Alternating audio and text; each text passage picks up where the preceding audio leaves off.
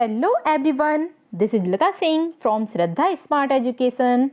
Now we will complete chapter 4 Nanha Fankar from Golden Hindi Workbook Rimjim class 5th. So let's begin. चलिए start करते हैं. Part 4 है आपका ये नन्हा फनकार. तो इसका सबसे पहले हम देखेंगे सही या गलत के निशान. ठीक है, तो यहाँ पे देखिएगा नंबर 1 है सही या गलत का चिन्ह लगाइए तथा गलत वाक्यों को सही करके लिखिए. तो पहला हो जाएगा आपका केशव 12 साल का था और अभी अपना काम सीख ही रहा था. ठीक है, तो केशव 12 साल का था क्या? नहीं, केशव 12 साल का नहीं था. खा देखेंगे, खा है केशव के माता पिता गुजरात से आगरा आकर बस गए थे. राइट, तो ये सही रहेगा क्योंकि केशव के माता पिता गुजरात से आगरा आकर बस गए थे, मतलब वहीं रहने लगे थे. फिर गा देखेंगे बादशाह अकबर को केशव की नक्काशी पसंद नहीं आई. बादशाह अकबर को केशव की नक्काशी पसंद नहीं आई थी क्या? तो ये गलत है. बादशाह अकबर को केशव की नक्काशी पसंद आई थी. घा देखेंगे भटकते भटकते बादशाह ख्वाजा सलीम चिश्ती के पास सीकरी आए. सही, तो ये सही हो जाएगा, सही का निशान लगाओगे आप. केशव का जन्म दिल्ली में हुआ था. गलत, केशव का जन्म दिल्ली में नहीं हुआ था. अब देखिए का, यहाँ पे आपको ये लिखने हैं केशव 9 साल का था और अपना काम सीख ही रहा था. आपको क्या करना है, यहाँ देखिए यहाँ पे था ना सही या गलत का चिन्ह लगाइए तथा गलत वाक्यों को सही करके भी लिखने हैं आपको. ये बताया गया है ना, यहाँ पे देखिए कि सही जो गलत वाक्य हैं उनको सही करके भी लिखिए. तो पहला ये केशव 12 साल का था, तो वो 12 साल का नहीं था. कितने साल का था? केशव 9 साल का था और अपना काम सीख ही रहा था. दूसरा हो जाएगा केशव के माता पिता गुजरात से आगरा आकर बस गए, तो ये तो सही है. फिर इसमें थर्ड है बादशाह अकबर को केशव की नक्काशी बहुत पसंद आई थी. और ऊपर क्या दे रखा है कि बादशाह अकबर को केशव की नक्काशी पसंद नहीं आई थी, तो यहाँ पे हमने ये सही करके लिख दिया. ठीक है. फिर घा भटकते भटकते बादशाह ख्वाजा सलीम चिश्ती के पास सीकरी आए. फिर केशव का जन्म गुजरात में हुआ था. यहाँ दे रखा है केशव का जन्म कहाँ हुआ था? दिल्ली में हुआ था, तो ये गलत है. केशव का जन्म कहाँ हुआ था? गुजरात में हुआ था. ठीक है, कहाँ हुआ था केशव का जन्म? गुजरात में. आगे बढ़ते हैं. दूसरा प्रश्न है शब्दों को उनके सही अर्थ से मिलाइए. अब शब्दों को आपको उनके सही अर्थ से मिलाना है. ओके, तो शब्द अर्थ दे रखे हैं यहाँ पे. ये देखिए, ये हो गए शब्द इधर आपके और यहाँ हो गए अर्थ. चलिए, तो अब शब्द से अर्थ को मिलाते हैं. यहाँ पे आपका है नन्हा फनकार. पहले नन्हा फनकार, नन्हा होता है छोटा. ठीक है, नन्हा माने छोटा. तो अब इसी तरह से दूसरा हो जाएगा का के बाद खा. खा को आप मिलाओगे फनकार, तो फनकार हो जाएगा कलाकार. तो इसका पाठ का ही नाम क्या है? नन्हा फनकार. ओके, छोटा कलाकार. नक्काशी, गा नंबर पे नक्काशी है पत्थर पर चित्र उकेरना, मतलब पत्थर पर जो चित्र बनाए जाते हैं ना, छेनी वैनी से हथौड़े से कट कर करके पत्थर को, उसको बोलते हैं पत्थर पे चित्र उकेरना, नक्काशी. तलखी देखिए, तलखी खींच कर कटुता. ओके, अब आएगा गुर्जत. गुर्जत मीन्स होता है हिम्मत. फिर हो जाएगा आपका इधर पुश्तैनी. पुश्तैनी को आप मिलाइए खानदानी से. ठीक है, जो भी हमारे पुश्तैनी चीज़ें होती हैं उसको बोलते हैं खानदानी है. आहट, आहट क्या होती है? आहट होती है आवाज़. ठीक है, किसी की आवाज़ आना, आहट होना. और यहाँ पे हो जाएगा आपका ये नफीस. नफीस मीन्स सुंदर. कौतूहल, कौतूहल मीन्स जिज्ञासा या फिर उत्सुकता, उत्सुकता जो होती है. इत्मीनान, इत्मीनान होता है तसल्ली. जैसे हम बोलते हैं ना इत्मीनान से करो इस काम को, मीन्स तसल्ली से करो इस काम को. ओके, चलिए तो अब आगे बढ़ते हैं. ये हमारी मैचिंग हो चुकी है, हमने शब्दों को उनके सही अर्थ से मिला लिया है. अब आता है आपका तीसरा प्रश्न. तो तीसरे प्रश्न में आपके प्रश्न दे रखे हैं का खा गा घाड़ा और चा। ठीक है, 6 प्रश्न दे रखे हैं। तो चलिए इन्हीं को करते हैं अब कंप्लीट। निम्नलिखित प्रश्नों के उत्तर दीजिए। पहला है का प्रश्न, तो का को करेंगे हम। नक्काशी कर रहे लड़के का नाम क्या था? उसकी आयु कितनी थी? तो चलिए अब लिखते हैं आंसर। नक्काशी कर रहे लड़के का नाम केशव था। आपको क्या याद रखना है? नक्काशी कर रहे लड़के का क्या नाम था? केशव था। उसकी आयु कितनी थी? तो उसकी आयु थी केशव की, यहाँ पे आप लिखोगे केशव। अब भी रुकिए, अभी को बताते हैं। उसकी आयु 10 साल की थी। अब दूसरा देखते हैं। वह व्यक्ति कौन था जिसने सफ़ेद अंगरखा और पाजामा पहना हुआ था? उसकी कद काठी का वर्णन कीजिए। तो वह व्यक्ति अकबर था। ठीक है, वो व्यक्ति अकबर था जिसने सफ़ेद अंगरखा और पाजामा पहना हुआ था। उसकी कद काठी का वर्णन कीजिए। अब उसका मतलब वर्णन कीजिए कि वो कैसा दिखता था। तो उसके लंबे बाल थे, वो लाल पगड़ी से ढके हुए थे, उसकी उम्र 30 से ऊपर लग रही थी। ठीक है, उनका वर्णन कर दिया हमने कि वो कैसे दिखते थे। केशव का जन्म कहाँ हुआ था? आगरा से पहले उसके माता पिता कहाँ रहते थे? तो केशव का जन्म कहाँ हुआ था? गुजरात में हुआ था। और आगरा से पहले उनके माता पिता गुजरात में ही रहते थे। ठीक है, गुजरात में जन्म हुआ था केशव का, और आगरा से पहले उसके माता पिता गुजरात में ही रहते थे। अब आगे देखते हैं घा प्रश्न। बादशाह अकबर को पहरेदार की दखलंदाजी भली क्यों नहीं लगी? तो उत्तर लिखेंगे क्योंकि वह केशव से बात करना चाहते थे, इसलिए उसे पहरेदार की दखलंदाजी भली नहीं लगी। ड प्रश्न। बादशाह ख्वाजा सलीम चिश्ती के पास सीकरी क्यों आए? तो बादशाह ख्वाजा सलीम सीकरी इसलिए आए क्योंकि उनकी कोई संतान नहीं थी। ठीक है, बादशाह ख्वाजा सलीम सीकरी इसलिए आए क्योंकि उनकी कोई संतान नहीं थी। 6 प्रश्न। अकबर की कितनी संतानें थीं? उनके नाम लिखिए। तो अकबर की 3 संतानें थीं। याद रखना कितनी संतानें थीं? तो 3 संतानें थीं। और उनके नाम क्या क्या थे? उनके आपको नाम लिखने हैं। तो नाम थे शहजादा सलीम, मुराद और दनियाल। चलिए आगे करते हैं। अब प्रश्न नंबर 4। निम्नलिखित पंक्तियाँ किसने, किससे और क्यों कहीं? तो नंबर 1 आ जाएगा माशा अल्लाह, ये घंटियाँ कितनी सुंदर है। किसने कहा?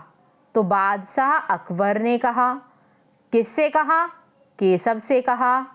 क्यों कहा? क्योंकि घंटियाँ बहुत सुंदर थीं, इसलिए कहा। अब देखिए यहाँ पे ये किसने कहा? मैं 10 साल का हूँ। किसने कहा? केशव ने। किससे कहा? बादशाह अकबर से कहा। क्यों कहा? क्योंकि उनको लगा कि उसकी 12 साल है। ठीक है, उस लड़के की उम्र बादशाह अकबर को 12 साल लग रही थी। तीसरा, कुछ देर के लिए हमें अकेला छोड़ दो। किसने कहा? अकबर ने। किससे कहा? पहरेदार से, क्योंकि पहरेदार रहते थे। क्यों कहा? क्योंकि उन्हें पहरेदार की दखलंदाजी भली नहीं लगी। पहरेदार डिस्टर्ब करते हैं ना, इसलिए। चलिए 4th नंबर देखते हैं। 4th है लगता है कोई बहुत बड़ा आदमी है। ओके, तो यहाँ पे आपको क्या करनी है? किसने, किससे और क्यों कहा, ये सारी चीज़ें लिखनी है। तो लगता है कि कोई बहुत बड़ा आदमी है। किसने कहा? केशव ने कहा। किससे कहा? खुद से कहा, अपने आप से। और क्यों कहा? मोतियों की माला और हाथों में अंगूठी देखकर सोचा ऐसा। ठीक है, अब 5वां देखिए। बेवकूफ़ खड़ा हो, हुजूरे आला के सामने बैठने की जुर्रत कैसे की तूने? हाँ, बेवकूफ़ खड़ा हो मतलब जैसे चिल्लाते हैं ना, बेवकूफ़ खड़ा हो जा। हुजूरे आला के सामने बैठने की जुर्रत कैसे की तूने? तो किसने कहा? पहरेदार ने कहा। किससे कहा? केशव से कहा, क्योंकि केशव बैठा हुआ था। क्यों कहा? भौचक से खड़े केशव को देखकर। अब देखिए 6 वाला प्रश्न। बादशाह के पास आगरा में एक से बढ़कर एक खूबसूरत महल है, फिर वे सीकरी में यह शहर क्यों बनवा रहे हैं? किसने कहा? केशव ने। किससे कहा? बाबा से। क्यों कहा? क्योंकि उनके पास आगरा में भी महल है। अब 5वां प्रश्न देखिए, नीचे कुछ औजारों के मतलब चित्र बनाए गए हैं, औजार दिए गए हैं, उन्हें ध्यान से देखिए और उनके नाम लिखिए। तो हाँ, यहाँ पे आपको नाम लिखने हैं, ये क्या क्या औजार हैं, इतना तो आप पहचानते होंगे ना। ये आरी है, जो घिसते हैं ना, काटते हैं लकड़ियों को, वो है। और ये खुरपी है, ठीक है, जिससे घास वगैरह आपने देखी होगी, घास निकालते हैं। कुल्हाड़ी है यहाँ पे ये। और इधर नीचे देखेंगे तो रद्दा है, जो लकड़ी को घिसा जाता है, लकड़ी की घिसाई की जाती है। हथौड़ा है, ठीक है, बसूली जिसे गुनिया भी बोलते हैं, ये वो है। तो यहाँ आप लिख लोगे। फिर आता है आपका प्रश्न नंबर 6, ठीक है। इसमें है आपका, भारतवर्ष में अनेक ऐसे स्थान हैं जो अपनी नक्काशी के दम पर विश्व भर में विख्यात हैं। उनमें से किन्हीं 6 इमारतों के नाम उनके शहर के नाम के साथ लिखिए। तो यहाँ पे आ जाएंगे आपके इमारत के नाम, यहाँ आ जाएंगे शहर के नाम। अब इमारत के नाम में आएगा आपका ताजमहल। ताजमहल कहाँ है? आगरा में। लाल किला आएगा, लाल किला कहाँ है? दिल्ली में। हवा महल आएगा, हवा महल कहाँ है? जयपुर में। जंतर मंतर कहाँ है? दिल्ली में। राष्ट्रपति भवन कहाँ है? तो दिल्ली में। इस तरह से ये भी आपको लिख देने हैं। आगे करते हैं अब प्रश्न नंबर 7। प्रश्न नंबर 7 है, निम्नलिखित मुहावरों का अपने वाक्यों में प्रयोग कीजिए। अब ये मुहावरे दे रखे हैं, इनको अपने वाक्यों में आपको प्रयोग करना है, अपनी तरह से सेंटेंस में यूज करना है। सो फर्स्ट है का धूम मचना, बहुत अच्छा करना, कुछ बहुत ज्यादा अच्छा करना। सो रोहित ने मैदान में आते ही धूम मचा दिया। खा माथा ठनकना, मीन्स परेशान होना, तो परेशान होते हैं तो माथा ठनकता है। अब केशव का माथा ठनकना देखो, मतलब कोई ऐसी बात हुई कि केशव का माथा ठनक गया, परेशान हो गया।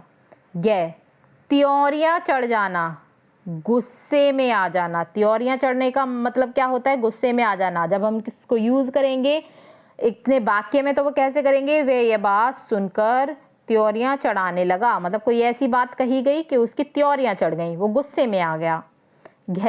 धाक जमाना, धाक जमाने का मतलब होता है प्रभाव बनाना। रंगा सब पर धाक जमाता है, इसको यूज कर दिया हमने वाक्य में। अब देखेंगे, उल्टे पांव लौट आना। तो उल्टे पांव लौट आना का मतलब होता है दौड़ आना। गौरव खेल में से उल्टे पांव लौट आया। अब 8वां प्रश्न देखेंगे हम। 8वां प्रश्न क्या है? नीचे लिखे शब्दों में आव, ठीक है, प्रत्यय जोड़कर नए शब्द बनाइए। अब यहाँ पे जैसे ये हो गया कट प्लस आव, वह प्लस आव, लग प्लस आव, पढ़ प्लस आव। तो कटाव, बहाव, लगाव, पड़ाव, ठीक है। इस तरह से आप इसको कंप्लीट कर दोगे आप प्रत्यय जोड़कर। आगे चुन आव, तो यहाँ पे चुनाव। भटक आव, तो यहाँ भटकाव। ओके, आ का डंडा ले लेते हैं, यहाँ से आ हट जाता है, डंडा आ जाता है, चुन आव। ओके, अब 9वां प्रश्न देखिए। 9वें प्रश्न में क्या है? पाठ में आपने पढ़ा केशव खरगोश की सी कातर नजरों से अकबर को देखने लगा। यहाँ हम केशव की आंखों की तुलना खरगोश की आंखों से कर रहे हैं। इसी प्रकार अन्य उदाहरण भी हैं, गाय जैसी सीधी, लोमड़ी जैसा चालाक आदि। ठीक है, तो नीचे कुछ जानवरों के नाम दिए गए हैं, उनकी विशेषताएं लिखिए। हिरन जैसी चाल, मोर जैसी सुंदरता, चील जैसी नजरें, चीते जैसी दौड़। अब वाक्यों में विराम चिन्ह लगाइए। विराम चिन्ह तो लगाने आते हैं ना सभी को। जैसे ये है विस्मयादि बोधक, जिसे हम कहते हैं एक्सक्लेमेशन साइन इन हिंदी, वो इंग्लिश में एक्सक्लेमेशन साइन कहते हैं, डंडा लगा के नीचे बिंदी लगा देते हैं। ठीक है, ये पूर्ण विराम होता है ऐसे, और ये प्रश्नवाचक होता है, क्वेश्चन मार्क। तो यहाँ पे आपको इनमें यही करना है, वाक्यों में विराम चिन्ह लगाने हैं। का हो जाएगा हुजूर, हुजूर के बाद आपको विस्मयादिबोधक लगाना है। माफ़ करें, इस लड़ी में, अच्छा इस लड़ी में अभी काफ़ी काम बाकी है, तो ये ऐसे ही रहेगा। दूसरा आ जाएगा गा, माशा अल्लाह ये घंटियाँ कितनी सुंदर हैं, तो यहाँ पे कितनी सुंदर है के बाद यहाँ पे विस्मयादिबोधक आ जाएगा। फिर घा, क्यों नहीं, क्यों नहीं के बाद क्वेश्चन मार्क लगाओगे, मुझे तो विश्वास है कि मैं सीख ही लूँगा। फिर यहाँ पे आप कॉमा लगा दोगे और इसके बाद आ जाएगा हड़े कारखाना। कारखाना के बाद आप यहाँ पे विस्मयादिबोधक, कैसा कारखाना, तो क्वेश्चन मार्क हट जाएगा डंडे को हटा के, ठीक है। जो पूर्ण विराम है, पूर्ण विराम को आप हटा दोगे, वहाँ पे क्वेश्चन मार्क लगा दोगे। तो इस वीडियो में ये हमारा चैप्टर कंप्लीट हो चुका है। If you like this video please share, subscribe, comment and don't forget to press bell icon. Thank you for watching this video.